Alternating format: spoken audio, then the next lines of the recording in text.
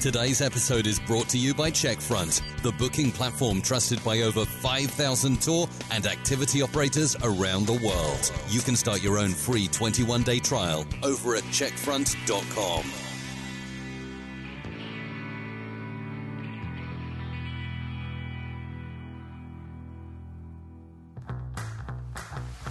Welcome to the Tourpreneur podcast. Travel industry veteran Shane Whaley will take you on a journey with fellow tourpreneurs, sharing their tips, ideas, insights, and success stories to inspire you to make your tour business the best it can be. And now, please welcome your host, Shane.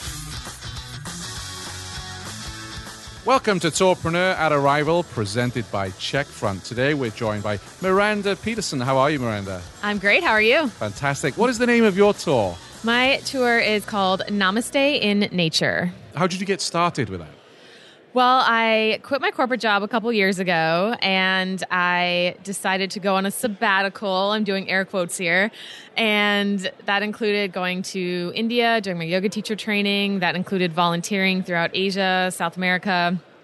And that included hiking around the South Pacific, through Asia, Europe, and South America.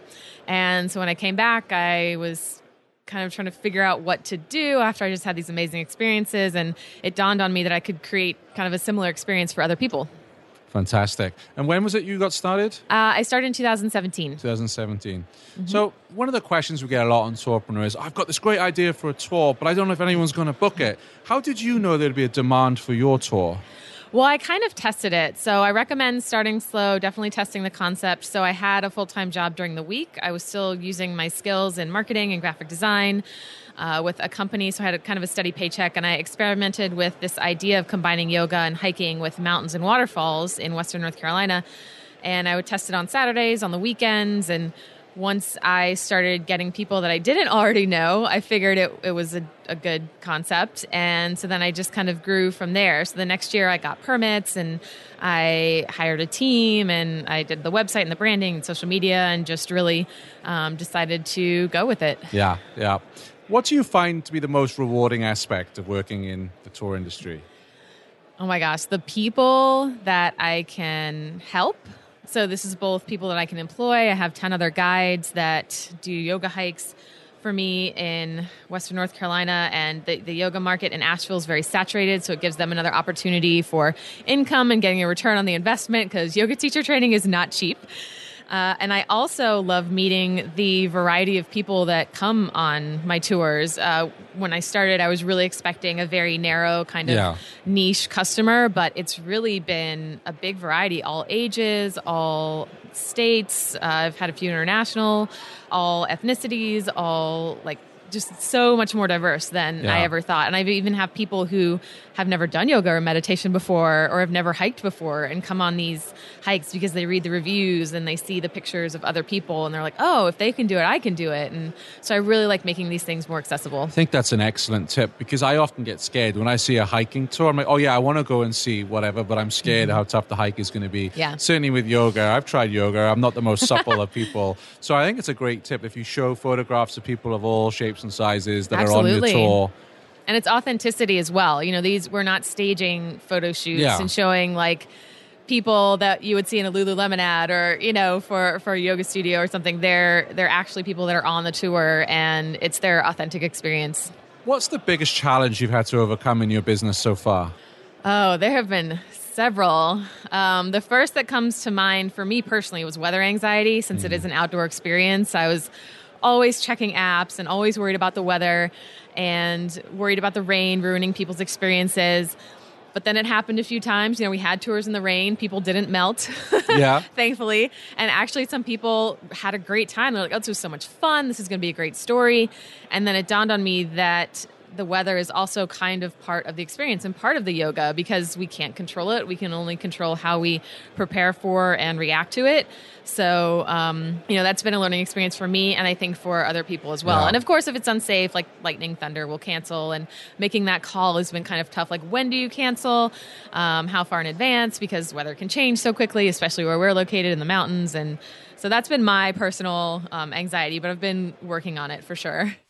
What can you do with your reservation software? Take online bookings and payment, manage your inventory, automate processes, and view reports and insights? Yeah, of course. But can you also send digital waivers, build a stunning website, and get help around the clock? What about optimize your booking channels, diversify your distribution, use your favorite tools, and choose your pricing model? With Checkfront, you can. One booking platform, limitless possibilities. Find out more at checkfront.com.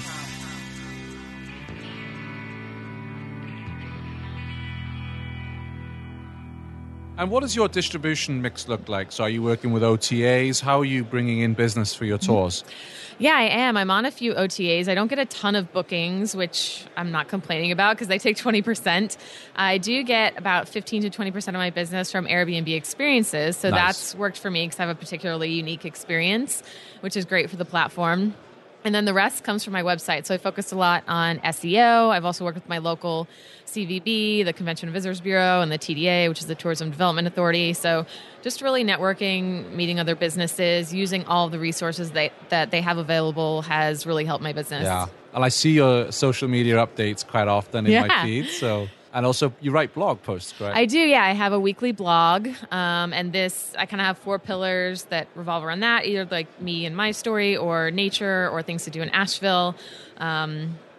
And what is the other thing? Oh, yeah, yoga and mindfulness content. So we kind of go through different things. I have some exciting stuff coming up on the blog and some social media engagement. So we just have fun and interact. And I kind of think of what would I want to see on, somebody's social media feed and what would keep me engaged. Yeah. And I'm starting to work into more video content as well. Fantastic. Mm-hmm. And what booking platforms do you use? Currently, I use peak.com for my bookings. What was it about Peak that made you go with them? Well, I actually switched from FareHarbor to Peak, and that was a really hard decision to make, but there were just some features that I needed. And such as? One was kind of private versus public bookings. I get a lot of private requests, and I had just kind of emailed my former platform with the same, or called and emailed several times with the same question. It just wasn't getting fixed, and it was the middle of the season, and I called a few other companies that used Peak, and they recommended it, and they seemed to have the things that I needed. So I did some due diligence, I did some research before I switched, and I'm kind of finishing out the season with them, but I'm still open to others. They've been pretty good, but there's just so many choices out there. It can be hard to pick one. Absolutely. No, it is tricky. Mm-hmm. For tourpreneurs in waiting, so those of our listeners who want to launch a tour business or an activity, they're a little bit nervous, there's a lot of risk. What would you say to them is one thing that people don't realize about running your own tour business that surprised you the most? Wow. Well, I guess expect the unexpected, which is very vague, but specific examples, just ways that customers would react that I would never even expect. Don't expect to have the perfect tour every time. Expect things to go wrong. And really that's where you learn the most, is when things don't go exactly your way. Yeah. One example I had, when you have a group, and we meet at the trailhead, so people are coming in different cars and meeting us there, and one customer was there and the other group was about 10 minutes late. They let us know they're on the way. This one customer freaked out, stormed off, demanded a refund instead of waiting 10 minutes for the rest of the group to get there. I would have never expected that kind of reaction, and that was an interesting thing to deal with, and I just didn't even want to deal with it. I just gave her a full refund and was like, good luck. She clearly needed some yoga and meditation and nature in her life, but, learn from that and other experiences along the way. So just kind of keep learning, take on the challenges. It's going to be hard, especially when you're starting out and you're doing everything. You're doing the customer service, you're doing the bookkeeping, you're doing the social media, you're doing the marketing. It can be hard, but just keep an open mind and keep learning and growing and using resources like this to keep yourself inspired and to grow. How do you keep up to date with trends? Because, you think of social media, there's something new every week, there's a new algorithm change. How do you personally keep up to date with everything? Honestly, the Tourpreneur email brief, the daily email, that's been super helpful. I kind of scan it every day and click on the things that I'm interested in or that are relevant to me. I also have some Google alerts set up for things that are specific to me or my area or my business, and so I'll get emails about that, and that's a good way to keep involved. Also for my own business, so if I get any press hits or media hits, although there's a Namaste technology company that I keep getting emails for, I'm not interested. But so it's not 100%. But yeah, and audiobooks and other podcasts, just anything that keeps me learning and growing. Because you put me on to How I Built This, right? I did, I yes. love that podcast. Although I get green with envy because I wish I could produce narration like that. And he has a whole team and NPR behind him, right? Yeah, well, now, I see that too. I hear other tourpreneurs and I'm like, oh man, like they've scaled their business so much. Yeah. And I've talked with Kelsey Toner and other people and other businesses in my area. And, it keeps you going forward, right? You see, oh, they did it. Like, I can do it too. And it's really, I use it as motivation, I think. To be like, yes, I will be there one day. It's possible.